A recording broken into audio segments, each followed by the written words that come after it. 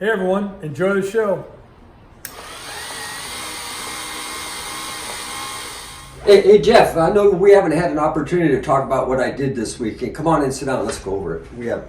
I got to share this with you. Whew. How was that pick, man? Holy moly! Was it Benson, Arizona? It was Benson, but it was actually St. David, Arizona.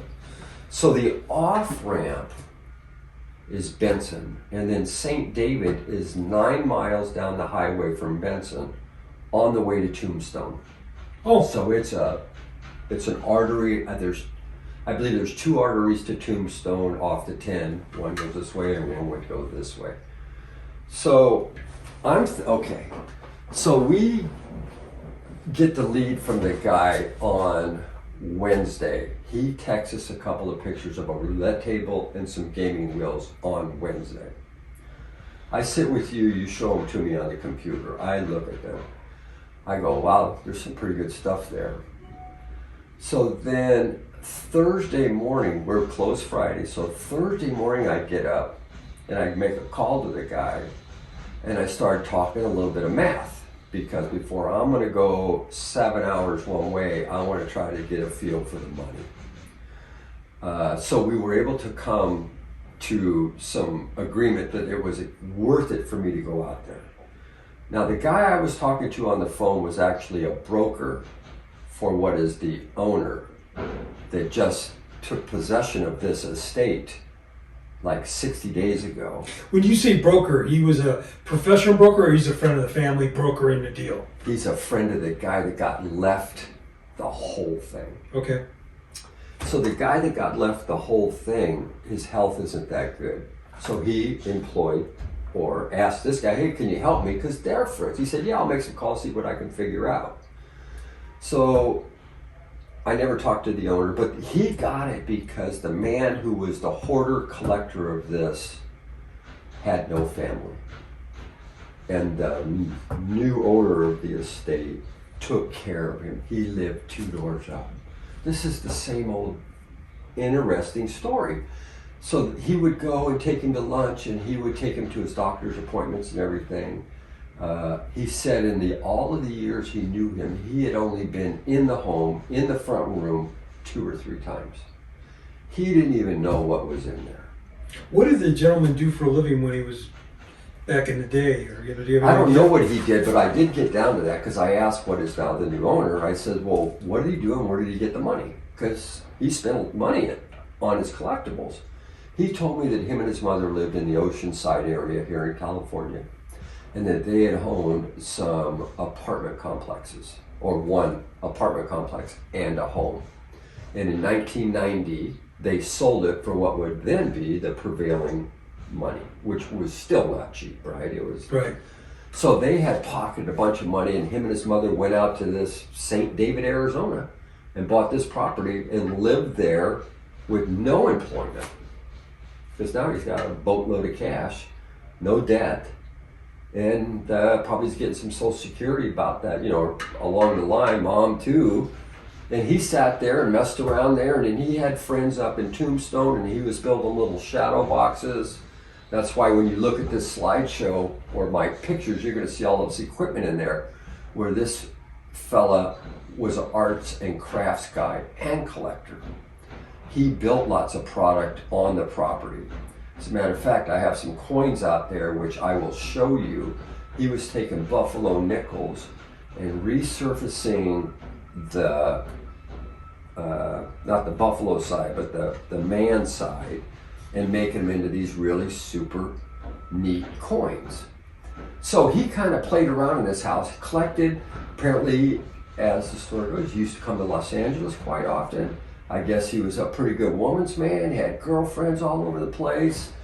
And he used to come here and go to trade shows and everything. He had a large Winchester long gun collection that got away from me prior to me getting there.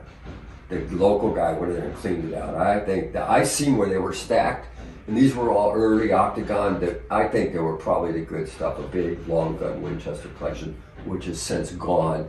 It looked to me like there had to be, because there were racks for the 30 or 40 of them, which could have been a super bunch of money. So I jump in my car, I go down to Benson, I get there at like 8 o'clock at night, and I'm like, well, I should be able to find a room right off the freeway. Well, it's dark, it's late, I go to one off-ramp, Benson off-ramp, there's a couple motels, no vacancy. Shit. Down the street, no vacancies. I'm out in the middle of the desert with no vacancies. And Expedia doesn't even know where Benson is. It's 9 o'clock at night. So what do? Well, there's only one thing I can do. I went over behind the McDonald's and bedded down in the back of my pickup truck and boondock for the night. And I slept, and it was not comfortable. Oh, God. I got up, I went to McDonald's, I combed my hair, I brushed my teeth, I washed my face, I got a couple of big cups of coffee and called the broker. He came on down, met me at the truck stop, we drove on out. And when we got there, the owner now came up, super nice. These are super nice, salt at the earth fellas, you know what I mean, just great guys. They start taking me through the property, very happy to see me, meaning that they're happy that somebody's doing what they say and they're going to come out and they're going to buy whatever they want. So I sit there with them and go, well, they said, you can take one truckload, take one piece, take it all, whatever you want to do, Mr. Schafer. I said, well, So I walked to the property, and as you will see when you see the photos, this is crazy. This guy was a hoarder. Prior to me getting there, they said we had to go in and literally pick up all the newspapers, magazines, and trash so that we could walk through. Total hoarder situation. They said we were slipping on magazines, just trying to negotiate through the rooms of the house. Now, was he storing things there, or he was actually living in the house? He lived in the house. Oh, a hoarder. It's a hoarder. Yeah. And he hoarded poker chips, guns, gambling equipment, butterflies. It's just a very, very eclectic guy that hoarded. So a long story short, which is already long, but it can't be told any other way, I sat down with the two gentlemen and the negotiator. First I spoke to the negotiator and said, what do you think we want to do? We came up with a number. We had lunch, then the owner says, okay, let's get down to it. I said, okay, I'll tell you, I'm gonna walk out. I'm gonna walk out the street for a few minutes. You two talk and I'll come back and we'll see what you want to do. I went out there, gave him a few minutes, hey Jim, come back. Okay, I come back. They gave me a price which I felt was, now I got it. The problem with getting a good price on something like this is, oh shit, what do I do now? What do I do now? This is 7-hour drive, and this property it's full, but I can't. And he also says to me, he goes, look, this guy was a hoarder and a miser, and he saved his money. We've already found $100 bills stuck in books. So nobody knows exactly what's on that property. There could be gold. There could be, you know what I mean? Because he said that rumor has it one of the guys found $1,000 bill, not $1,000, but $1,000 bill in a book. Now that's a $4,000 or $5,000 bill. Okay, so at the end, I cut a deal with him that everything on that property is mine except the property. Everything. The workshops, everything. The knives and forks. Here's the keys, Jim. So that's the deal I come with him. I'm going to walk you around now and show you a few things I got out of the house.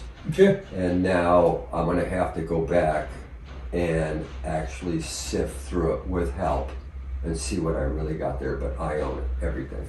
So you still have stuff down there that you have to go, or did you bring back everything that you want to bring? I brought back like 1% of it. There's a 2-acre property here. There's outbuilding, everything. Wow. Everything is mine. They say, you want the keys? Now I get to go back and root through it, but they're going to help me because they got to get the property cleared out. They got to get the trash off it because the owner is going to sell the broker the property, okay, which is his buddy, and then he's going to clear it and sell it. Yeah. Okay. But everything on the property is mine except the property. Everything. Come on out here, let me show you around a little bit.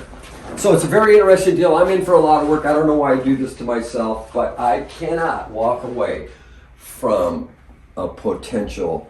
Now, the other thing I might say is that my deal with the owner is that any cash we find, we split, which was extremely fair. He says, if you find there's going to be money, we've already found money. If you find cash, we'll split it. I said, that's fair enough. So any money I find on the property, which hell, I might find a can of gold coins. I don't know. That's why I gotta go back. I gotta go look. All right, let's look around.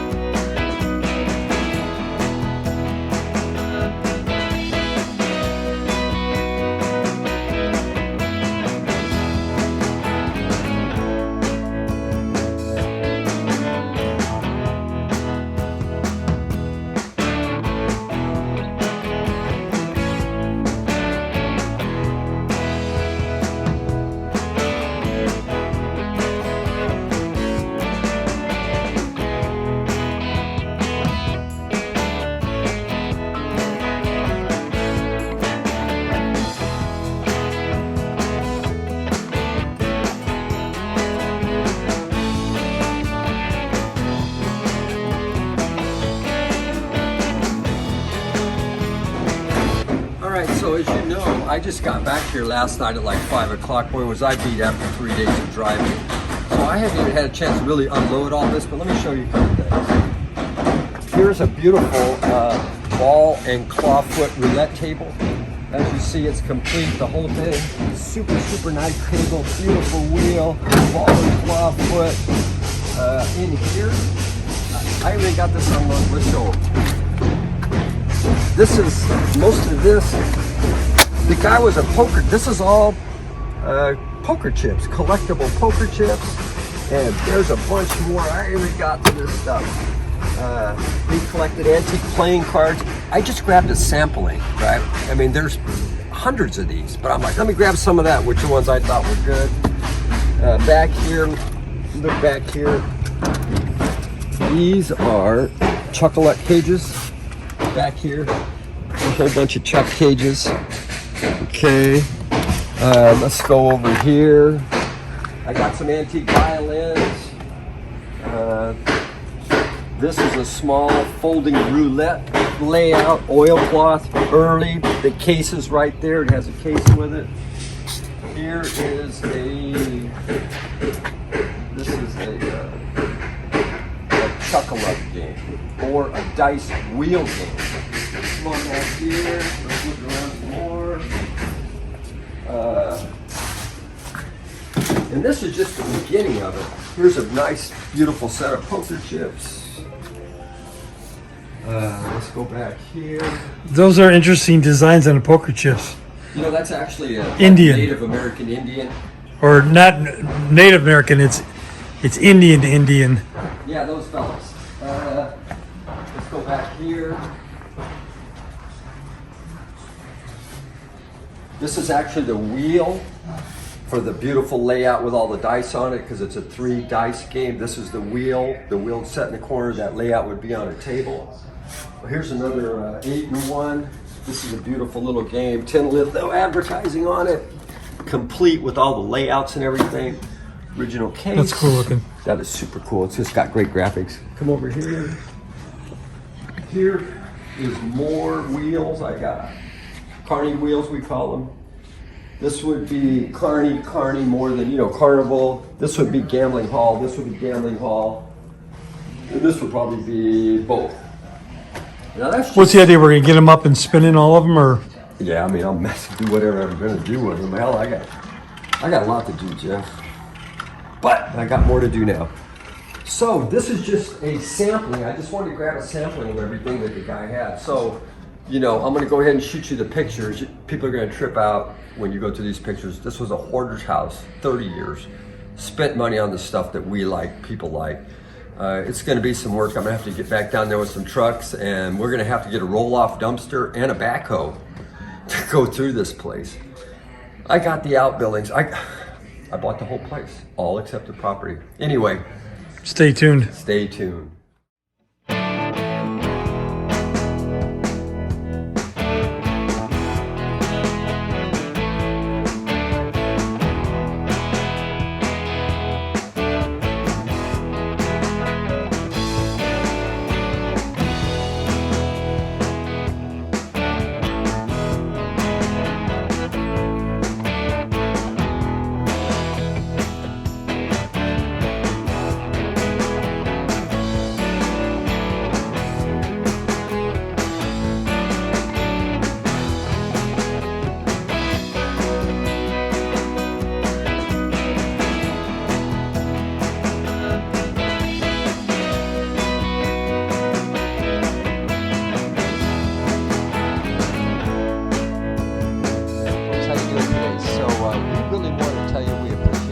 Our videos. We've done about 1,600 of them to date, and you guys respond very nicely to it, and we really appreciate it. So if you like them, smash the subscribe button, right? Hit the subscribe button and click on the reminder button, and if you do that, you will get reminded. There's a little bell there. Click on that.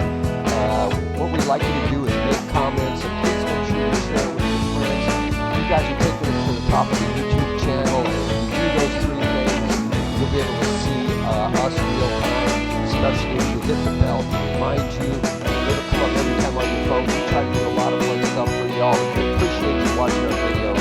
So let's smash it, let's grab it, let's watch it, let's comment, let's send us comments, share it with your friends. If you do that, we'll take it to the top of the really